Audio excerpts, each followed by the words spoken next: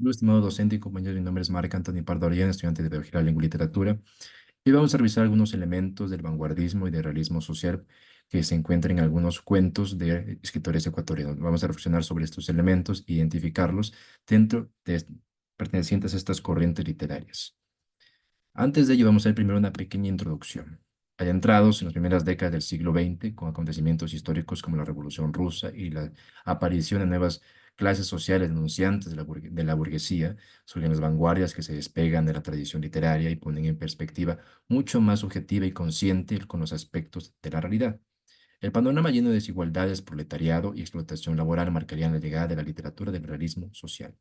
Es decir, con el contexto histórico, social y cultural de aquellas primeras décadas del siglo XX, con la Revolución Rusa, el auge del marxismo, la aparición del proletariado, los escritores centrarían su atención más en estos aspectos de desigualdades, de explotación laboral que sufrían los individuos post-revolución industrial y se centrarían en todo ello, en plasmar dentro de la literatura tal cual la cruda realidad que vivían las clases sociales bajas. Ahora, los autores que vamos a revisar a continuación son Pablo Palacio, con su cuento Un hombre muerto a puntapiés, Humberto Salvador, con su cuento Navaja, perteneciente a la antología Ajedrez, Joaquín Gallegos Lara, con su cuento El Guararao, perteneciente a la antología de Los que se van, junto con otros escritores como Enrique Gil Gilbert y Demetrio Aguilera Malta. Empecemos con Un hombre muerto a puntapiés.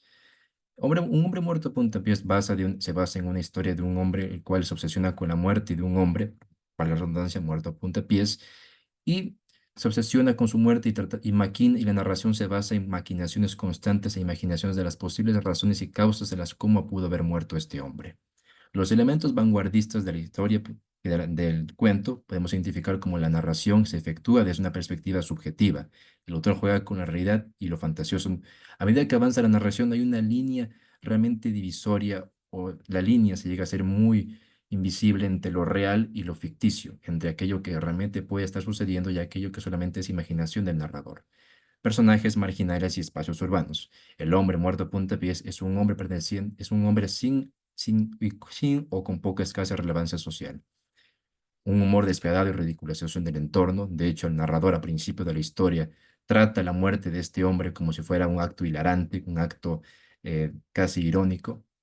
Intención de desacreditar la realidad no se busca denunciarla, más bien repudiarla y fragmentarla. Al interiorizar la realidad, el narrador no se trata de describirla tal cual o como una forma de protesta social, sino que simplemente busca fragmentarla, buscar una perspectiva dentro de la interiorización del propio narrador.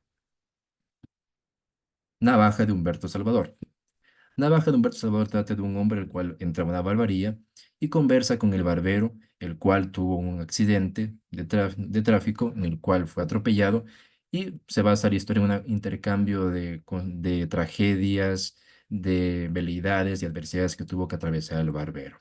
La historia, los elementos de realismo social que vamos a encontrar en esta historia pueden ser la plasmación de la realidad del proletariado, las dificultades que pasan las personas de clase social baja de aquel entonces, la crítica a la burguesía, cuestionamiento de la moral de la propia burguesía, ya que incluso se llega a ver a la burguesía como una clase social cínica, ajena sin importancia a con todas las tragedias que ocurren en la clase social baja, y la ciudad como escenario, los escenarios normalmente suelen ser urbanos, la ciudad, los barrios bajos y pequeños.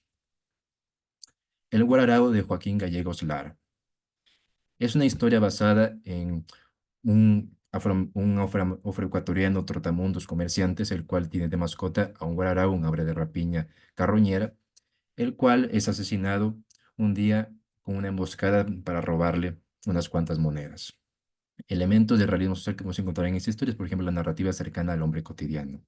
Se busca plasmar, Joaquín Gallegos Lara busca plasmar la cercanía del hombre con su entorno. Personajes marginales pertenecientes a etnias ecuatorianas, como mencionamos, el personaje es afroecuatoriano, plasmación de de la cruda realidad, intención de protesta y búsqueda de identidad nacional. De alguna forma, Joaquín Gallegos Lara, al apoyarse en esos personajes de etnias o personajes marginales y sus historias de tragedias, de veleidades, de adversidades, de peripecias, trata de alguna forma de plasmar la identidad nacional ecuatoriana en estos personajes.